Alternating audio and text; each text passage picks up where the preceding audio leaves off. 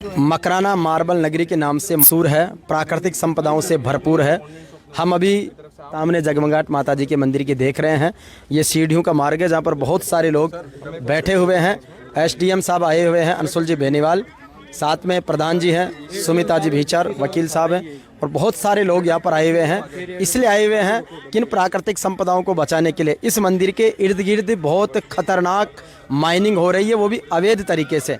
तो उस माइनिंग को रोकने के लिए और जितने अवैध माइनिंग पहले हो चुकी उसको डंपिंग के माध्यम से कवर करके इसकी दीवारों को और आसपास के इस क्षेत्र को मजबूती देने के लिए डंपिंग कर रहे हैं। लेकिन माइनिंग वालों ने अनावश्यक रूप से प्रेशर करके और डंपिंग करने वालों को रोक रहे हैं और उनके साथ में बदसलूकी हो रही। तो इसी बात को लेकर के ये सारे लोग एकजुट हुए हैं और अभी आज एसडीएम साहब यहाँ पर आए हैं और उन्होंने सारी चीज़ देखी तो उनको खुद को ये आश्चर्य हुआ है कि किस तरीके से इतना अवैध खनन किया जा सकता है। और सुबह भी उजाले में जब ये और सारी चीज़ देखेंगे तो इनको बड़ा और आश्चर्य होगा।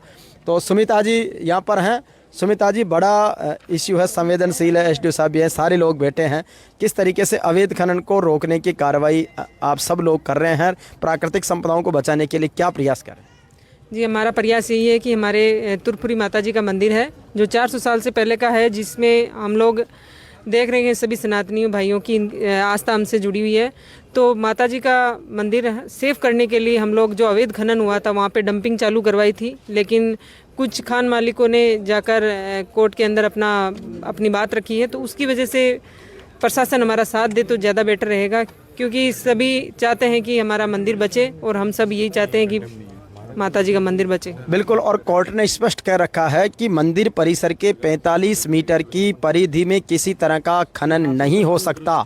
इसके बाद में मामला सुप्रीम कोर्ट तक गया तो उन्होंने बल्कि 5 मीटर और एक्सटेंशन दिया कि इतनी परिधि में नहीं होना चाहिए। जब सुप्रीम कोर्ट, हाई कोर्ट के ऑर्डर इस बात के लिए हैं, जो 2016 का ऑर्डर इस मंदिर के लिए भी है कि इस मंदिर को सुरक्षित रखना बेहद ज़रूरी है प्राकृतिक संपदाओं के संरक्षण की दृष्टि से।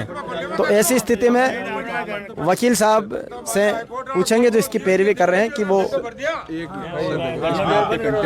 तो वो बात बताएंगे। और इनका सबका बड़ा आक्रोश यहाँ पर लोगों का है, देख सकते हैं कि कितने सारे लोग यहाँ पर इकट्ठे हो रखे हैं। आप कुछ कहेंगे? कंटेम्प्ट लग नहीं सकता क्योंकि 2016 की पालना मैं तो ये अभी 2016 के अंदर 45 मीटर। प्रशासन से हमारी मांग है तुरंत प्रभाव से हमारी डंपिंग चालू कराए, अन्यथा ये आपको जितनी भी यहाँ संख्या दिख रही है इसकी 4 गुना संख्या होकर हम यहाँ रोडे जाम करेंगे।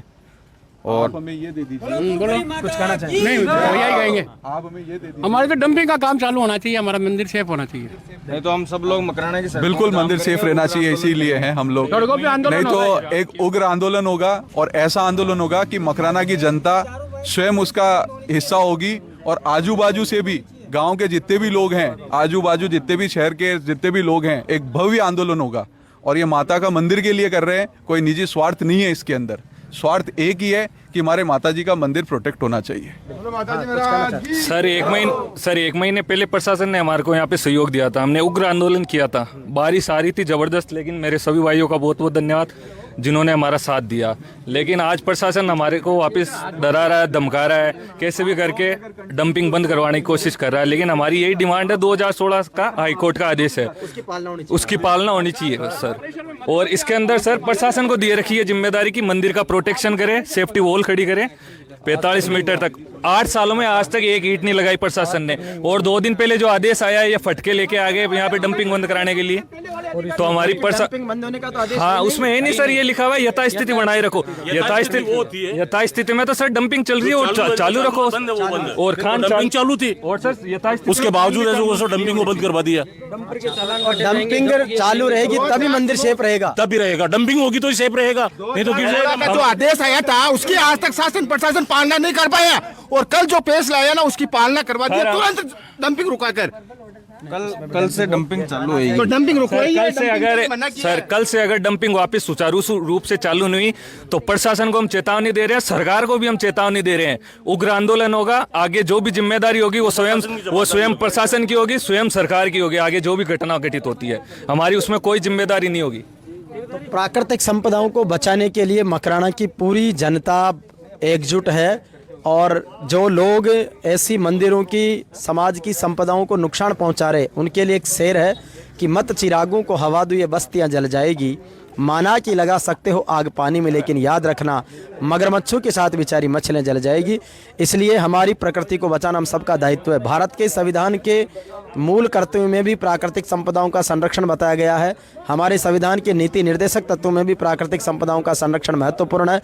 पूरी दुनिया संयुक्त राष्ट्र संघ के सतत विकास लक्ष्य 2030 और विकसित भारत की परिकल्पना 2047 में भी प्राकृतिक संपदाओं का संरक्षण बेहद ज़रूरी बताया गया है। जलवायु परिवर्तन के संतुलन को बनाए रखने के लिए प्राकृतिक संपदाओं का संरक्षण जरूरी है। तो इन सभी की मुहिम में ये सरकार के, समाज के, प्रकृति की जो भावनाएं हैं, उन भावना के अनुसार प्रकृति संरक्षण के लिए लगे हुए हैं सुमिता भीचर जी और उनके सबके नेतृत्व में।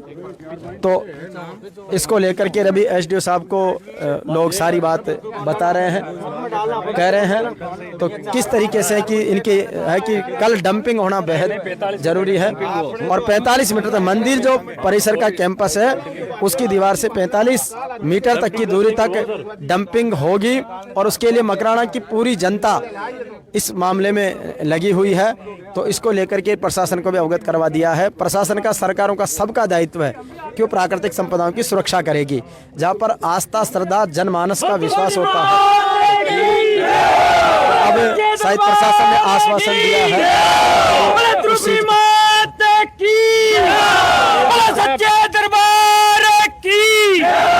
मिला, क्या आश्वासन मिला, क्या बोले एसडीओ साहब? क्या फाइनल हुआ?